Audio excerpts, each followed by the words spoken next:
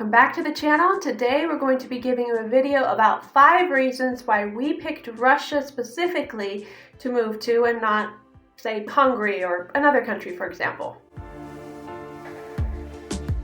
Yeah, so the first reason we're going to go with is the Russian itself. We do have a little bit of background ourselves with that. So obviously Beth grew up speaking some Russian.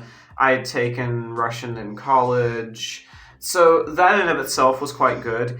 Some people I've heard out there talk about wanting to go to places like, Serbia, Hungary, places like that.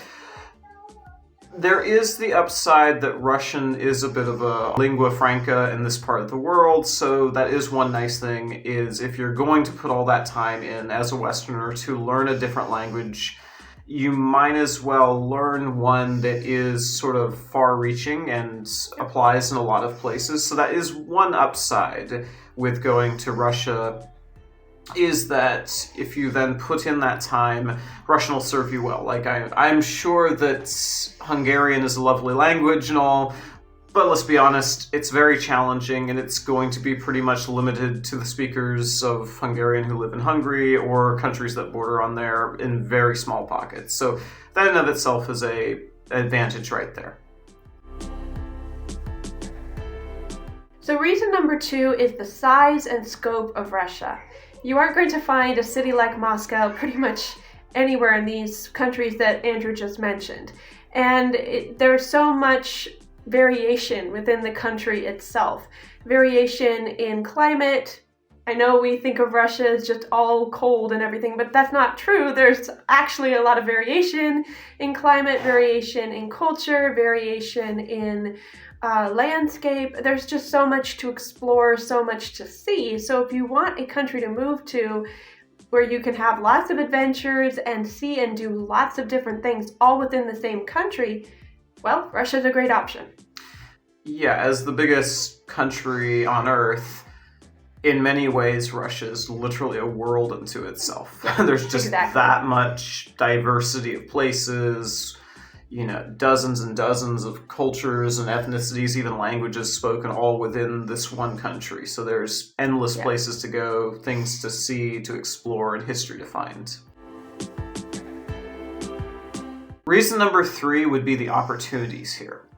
Russia obviously is going through the sanctions, but at the same time, it has come through a lot of these sanctions. Its economy is extremely strong. Obviously, prices and certain things have gone up and all those things, but at the same time, it has a certain resilience that you're not going to find with a lot of tiny countries, right? It's developing. It's now number 4th in terms of economic size, as I recall from the World Bank's ranking by purchasing power parity, as I recall. So there are a lot of opportunities. It's great as well if you're a native English speaker, but then you learn the Russian, you're willing to work hard. There shouldn't be any trouble finding opportunities where you can go put yourself to work, make a living for your family, things like that. The reason number 4 is ideological. So we did not agree with the moral direction the US was going. And so it was important to us to find a country where we could raise our children to be Christian. We are Christians, to raise our children to be Christian, and for them to be able to practice their faith freely, and also for them to be able to be involved in the culture, have friends, not just practice freely, but practice freely in the culture. And that's one of the things we found with Russia Russia is moving in a more traditional direction. Russia has more traditional values.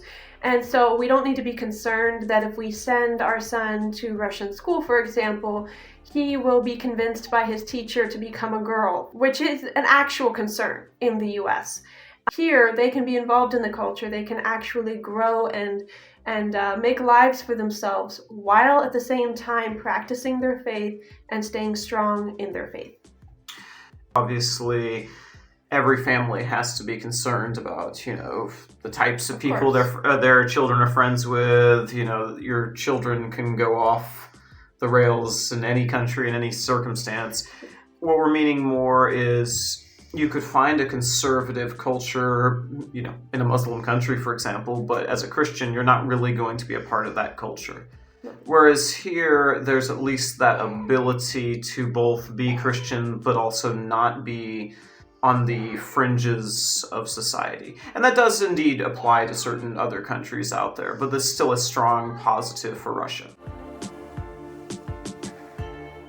All right, reason number 5, and this is sort of the big distinguishing one specifically for Russia, for us, is a lot of countries have kind of some amount of traditional values. There might be a strong sort of Christian contingent in the history or something like that. But inevitably, with a lot of countries, especially smaller countries that don't have as much independent strength of their own, if they're trying to have good relations with the West, they're pressured into swinging further and further into Western quote-unquote moralities. So you have countries like, for example, Poland comes to mind, right? They have somewhat of conservative, Catholic-ish values, but at the same time, you notice it seems that they keep slipping further and further towards the more left liberal side of things. This happens across the board, right? Countries join NATO, they get US money in terms of, military support, things like this. But nothing's ever free. There's always strings attached. Everything that comes under the US's umbrella always ends up absorbing this ideology. They always get pushed into making legal changes, ideological, cultural changes, right? We're seeing all the stuff coming out with the US aid and all that stuff being canceled. It'll be back, or those same programs, that same type of stuff will get routed somewhere else. It's been going on for so long. One presidential term's not going to change it. My point being, though, is with Russia, there has already been kind of a burning of the bridges with the whole sanctions thing and everything else that's gone down.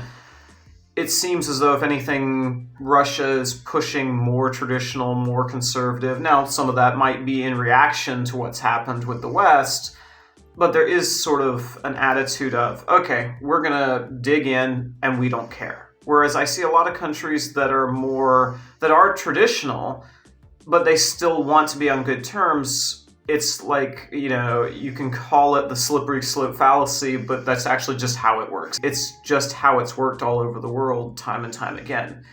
In a country like Russia, where there's already this sort of line in the sand mindset, I don't foresee it going as quickly. I don't foresee it changing in the immediate future.